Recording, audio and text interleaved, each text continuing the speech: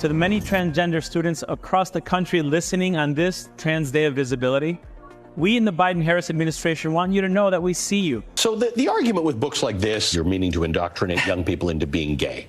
Well, that's the argument, but if that was true, I would be a very hungry caterpillar. And as you may know, I am a proud product of public education. Now, we tried to warn everyone that the left was wrecking education. Thank you, Kamala.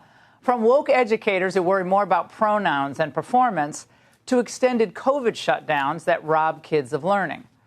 Reading comprehension skills across the country are hitting all-time lows. According to the nation's report card, for 8th grade reading scores, not a single state had an increase. And 8 states even saw a decrease in reading comprehension, including Illinois. The news for 4th graders, that's no better. Test scores reveal only 31% are reading at grade level. And yeah, that's lower than before COVID. Now, this brain rot is a national emergency. We need to fix this.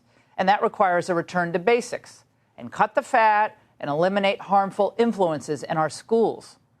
And with that goal in mind, President Trump issued an executive order defunding K-12 public schools that waste taxpayer money on CRT and radical gender ideology. And joining me now, Vivek Ramaswamy, former presidential candidate, founding member of DOJ. Vivek, great to see you. This is such a disturbing, but I guess not surprising report. What can be done to turn this tragedy around?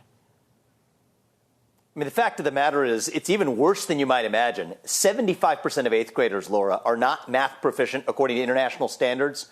We're number 26 out of 38 developed countries.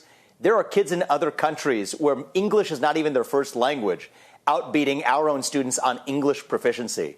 And I just think, speaking as an American and as a parent myself, that's unacceptable. President Trump is leading the way. I think that's great at the federal level. Shut down that Department of Education and give the money back to the states. But then it's going to have to be the states that lead the way in improving education. Merit-based pay for teachers, something we don't do today. Universal school choice, so everybody is able to achieve the best education starting at an early age. And then, Laura, I think more deeply, lighting a fire under the feet of our educational culture, not teaching our kids to be victims, but to be victors, rewarding excellence instead of victimhood.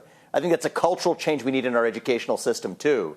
And if we don't fix it, China's going to be eating our lunch if they already aren't. Yeah, you retweeted another tweet today that I caught, Vivek, on how China has adopted, obviously, the Soviet education approach, which is really based on competition, that competition is good for you.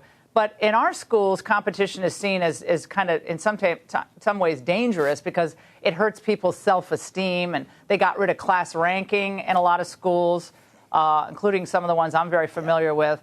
And that's just lowering the bar for kids.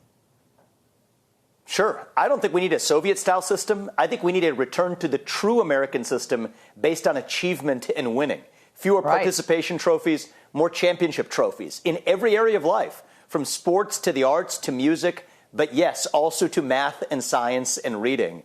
And I am worried. I think this is, in the long run, Laura, I don't think I'm exaggerating when I say this, this is a national security risk to the future of the United States. If we have an entire generation that's dependent on China, it's unacceptable. And yes, the woke left is responsible for a lot of this. You and I have been critics in that direction. But it goes beyond that, too, where we got to just light that fire under the feet of a generation and teach them that achievement is actually worth working for. Hard work is an American virtue. And that doesn't start in college. It doesn't even start in high school.